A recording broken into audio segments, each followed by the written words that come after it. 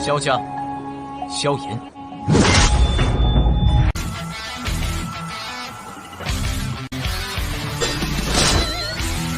指缝中的光点燃了梦魇，站在云端俯瞰着世界无边无边。 Selamat datang di channel hiburan netizen. Mari kita lanjutkan part berikutnya dari cerita novel Donghua Battle Through the Heavens. Ini hanyalah full spoiler. Tanpa banyak kata demi menghemat kuota, segera kita mulai isi ceritanya. Hati Xiao Yan menegang ketika dia melihat perubahan ekspresi Jin Shi. Tampaknya dia menyadari beberapa informasi yang terkait dengan klan Gu. Teman kecil Xiao Yan, mengapa Anda tiba-tiba menyebutkan klan Gu? Jangan bilang kamu ada konflik dengan mereka? Jin Shi juga berangsur-angsur pulih sesaat kemudian dan berbicara dengan khawatir. Klan Gu ini bukanlah paviliun petir angin. Xiao Yan mungkin masih bisa hidup bahagia bahkan setelah menyinggung paviliun petir angin. Namun, jika dia membentuk permusuhan dengan klan Gu yang misterius ini, hasilnya. Xiao Yan menggelengkan kepala dan tersenyum sambil berkata, "Saya belum pernah bertemu klan Gu ini. Bagaimana bisa ada konflik? Hanya saja saya ingin mengetahui beberapa informasi yang terkait dengan klan Gu ini. Apakah mungkin bagi Jin Shi untuk menceritakan tentang mereka?" Jin Shi menarik nafas lega. Dia menyeka keringat dingin di dahinya sambil berkata, "Sebaiknya ini kasusnya." Di seluruh wilayah dataran tengah, Hall of Souls manusia, dan Aula Pil atau 3 keluarga kuno besar di dunia binatang ajaib takut pada klan Gu ini. Xiao Yan juga merasa sedikit terkejut ketika mendengar ini. Meskipun dia bisa menebak bahwa latar belakang Sun Er tidak lemah, dia tidak berharap bahwa apa yang disebut klan Gu sebenarnya sangat kuat. Mengapa saya tidak pernah mendengar tentang klan Gu ini? Selain itu, klan ini tidak pernah muncul di antara manusia atau fraksi binatang ajaib. Mungkinkah mereka bukan milik salah satu? Xiao Yan bertanya dengan tidak yakin. Sebenarnya, klan Gu ini bisa dianggap manusia. Namun, mereka adalah keturunan dari zaman kuno. Dikabarkan bahwa mereka memiliki garis darah Doudi. Jin Shi perlahan menjelaskan. Garis darah dari Doudi? Xiao Yan tercengang. Dikabarkan bahwa jika seseorang dapat mencapai kelas Doudi, garis darah mereka akan mengalami perubahan. Keturunannya akan mendapat manfaat sebagai hasilnya. Ada sejumlah klan Doudi pada zaman kuno. Meskipun mereka bisa dianggap manusia, mereka memiliki bakat yang kaya ketika datang ke pelatihan. Beberapa dari mereka yang beruntung bahkan mungkin mewarisi beberapa kemampuan Doudi melalui garis keturunan mereka. Namun, hal seperti itu sangat langka dan akan sepenuhnya bergantung pada keberuntungan seseorang. Jin Shi mengangguk. Nadanya mengandung rasa hormat yang sulit disembunyikan ketika dia menyebutkan kata-kata Doudi. Ini adalah rasa hormat untuk orang-orang terkuat di dunia. Klan ini yang memiliki garis darah Doudi kuno sangat mendiskriminasi orang luar. Karena mereka perlu menjaga kemurnian garis keturunan mereka, bahkan jika mereka menikahi manusia biasa, mereka pasti akan memilih orang yang sangat luar biasa. Ada beberapa klan di zaman kuno yang memiliki garis darah Doudi. Namun, dengan aliran waktu, tampaknya hampir tidak ada yang tersisa. Orang yang selamat disebut klan Gu yang sangat misterius. Klan Gu tidak terlalu peduli dengan peringkat di benua itu, tetapi kekuatannya tidak diragukan lagi. Ada banyak ahli di klan dan berbicara dengan jujur, ada sangat sedikit fraksi di benua itu yang dapat menentangnya. Xiao Yan mengangguk. Tidak mengherankan bahwa Sun Er mengatakan kepadanya bahwa dia harus menunggu sampai dia menjadi Dozong sebelum dia bisa pergi dan mencoba menemukannya. Jadi klan Gu ini sebenarnya menakutkan. Memikirkan kekuatan Hall of Souls, bahkan mereka takut pada klan Gu. Seberapa menakutkan kekuatan dari klan Gu ini? Lalu apakah tetua Jin Shi tahu di mana markas klan Gu berada? Xiao Yan berhenti sebelum bertanya. Wilayah timur dataran tengah pada dasarnya milik klan Gu. Selain beberapa dari mereka, banyak berbagai fraksi ada semua pengikut klan Gu. Namun, klan Gu jarang mengelola mereka. Biasanya, sebagian besar orang dari klan Gu semuanya tinggal di alam Gu. Jin Shi terus menjelaskan. Alam Gu? Xiao Yan sekali lagi terkejut ketika dia mendengar kata-kata yang tidak dikenal ini. Setiap ahli yang mencapai kelas Dou Shen pada dasarnya berdiri di puncak benua Douqi. Pada tingkat ini, seseorang sudah melampaui yang biasa dan akan melangkah ke tingkat suci. Kekuatan yang akan dimiliki seseorang secara alami akan jauh dari apa yang orang biasa dapat bayangkan.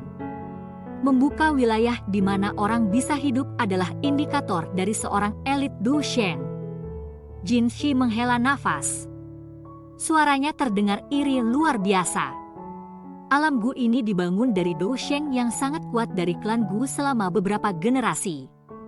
Setelah bertahun-tahun penguatan dan perluasan yang tak terhitung jumlahnya, ukurannya bisa mencapai paling tidak ia dapat dibandingkan dengan wilayah utara dataran tengah meskipun tidak dapat dibandingkan dengan seluruh wilayah dataran tengah.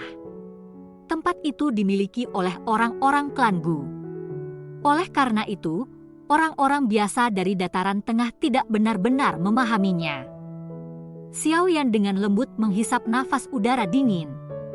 Membuka sebuah kerajaan. Apakah hal yang menakutkan seperti itu adalah sesuatu yang dapat dicapai kekuatan seseorang?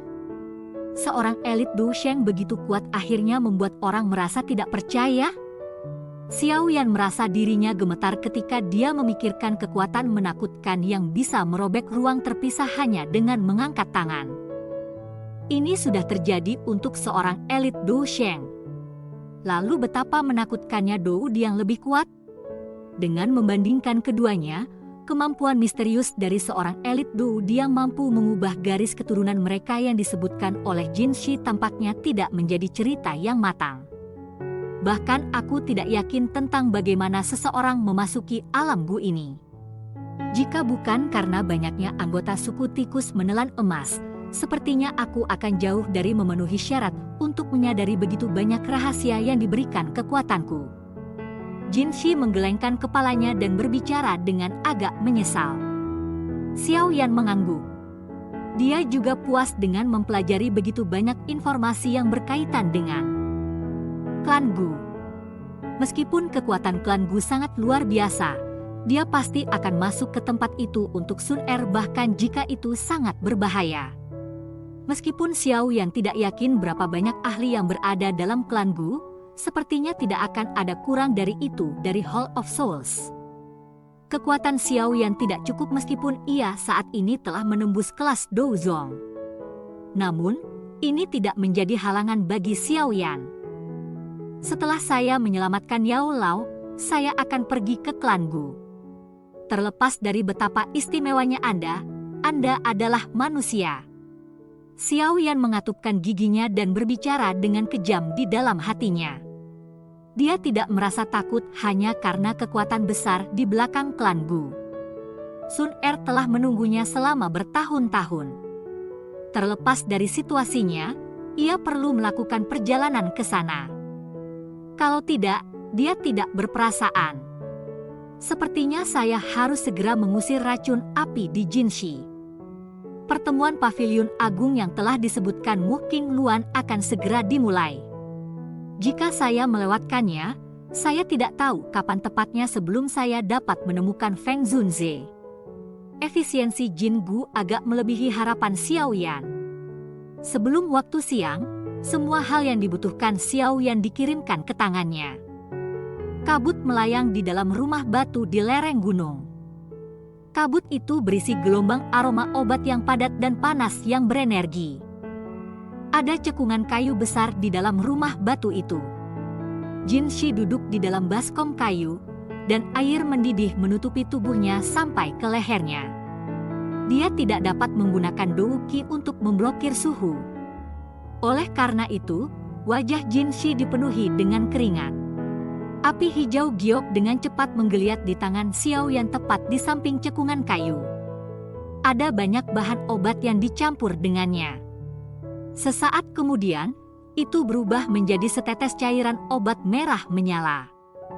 Dengan jentikan jarinya, cairan obat jatuh ke baskom. Permukaan air segera berubah merah karena banyak gelembung api merah bergejolak di dalamnya. Konsumsi obat ini. Sebuah pil obat keluar dari cincin penyimpanan Xiao Yan sebelum diskors di depan Jinshi. Dia menghisapnya dan menelannya ke dalam tubuhnya. Ketika pil obat memasuki tubuhnya, rasa dingin yang menusuk tulang segera mulai menyebar, menutupi setiap inci tubuhnya. Pada saat yang sama, kekuatan obat dalam cairan panas berwarna merah di dalam baskom meresap ke dalam tubuhnya dari setiap pori. Di tengah benturan antara dingin dan panas, tetes cairan keabu-abuan yang berisi stents perlahan-lahan merembes keluar dari hidung Jinshi. Tubuh Jinshi sangat gemetar ketika cairan abu-abu yang berair itu keluar. Giginya dirapatkan dengan erat saat mulutnya mengeluarkan suara mendesis. Jelas, dia menderita rasa sakit yang luar biasa selama proses memaksa racun itu keluar. Jingu di samping juga menjadi cemas ketika dia melihat ekspresi menyakitkan Jinshi. Tidak perlu khawatir. Hanya rasa sakit yang normal. Semuanya akan baik-baik saja jika dia bisa bertahan untuk sementara waktu. Wajah Xiao Yan tenang. Dia melambaikan tangannya dan sekelompok api hijau giok jatuh darinya. Setelah itu, mendarat di cekungan kayu, dan suhu cairan api merah dengan cepat naik. Wajah Jinshi seperti membakar arang mengikuti peningkatan cepat suhu air. Udara yang dihembuskannya terasa panas. Munculnya menyebabkan Jingu, yang sedang menonton di samping, merasa mati rasa. Jika racun api tidak dipaksa keluar, dia akan bertanya-tanya apakah Xiao Yan berencana untuk membunuh Jinshi. Dengan munculnya nyala api, semakin banyak cairan berwarna abu-abu yang merembes keluar dari tubuh Jinshi. Namun, dengan pembakaran api hati jatuh, racun api dengan cepat terbakar ketika mereka muncul. Dengan demikian, kemurnian kekuatan obat di cekungan kayu dipertahankan. Metode menggunakan es dan api ini untuk mengusir racun terus berlangsung selama hampir 8 jam. Baru setelah itu berakhir karena kelelahan kekuatan obat dalam cekungan kayu. Namun, harus dikatakan bahwa racun api memang diendapkan terlalu dalam di dalam tubuh Jinshi. Xiao Yan tidak dapat menghapus sepenuhnya dari akar meskipun telah menggunakan metode ini. Menurut kecepatan ini, seharusnya mungkin untuk mengusir sebagian besar racun api di tubuh Anda dalam 5 hari. Pada saat itu, saya akan memurnikan cairan obat untuk Anda. Selama Anda berendam di dalamnya selama 2-3 jam setiap hari selama 2-3 bulan, racun api di tubuh Anda akan benar-benar dihapus. Xiao Yan menarik diri dari api surgawi dan berbicara setelah melihat Jinshi berdiri dari baskom kayu untuk memakai pakaiannya. Terima kasih, Tuan Xiao Yan. Suku tikus menelan emas kami pasti tidak akan melupakan kebaikan ini. Jika ada sesuatu yang membutuhkan bantuan kami di masa depan, Anda dapat datang dan mencari saya yang lama di Gunung Mata Surga. Jinshi dengan serius membungkuk ke Xiao Yan saat dia berbicara dengan suara yang dalam. Dia bisa merasakan perubahan di tubuhnya. Penyakit yang telah bersamanya selama bertahun-tahun akhirnya bisa dikeluarkan. Saat ini, hatinya sangat bersemangat. Xiao Yan berseri-seri. Dia memandang Jinshi yang semangatnya jauh lebih baik. Tangannya tiba-tiba mengusap dadanya. Sepertinya ada racun yang cukup menakutkan juga hadir di dalam tubuhnya, titik racun iblis. Benda ini juga telah merecoki dirinya selama bertahun-tahun. Meskipun dia belum menemukan seorang elit Dozun, Xiao Yan sudah maju ke kelas Dozong. Kemampuannya untuk menolaknya juga meningkat secara signifikan.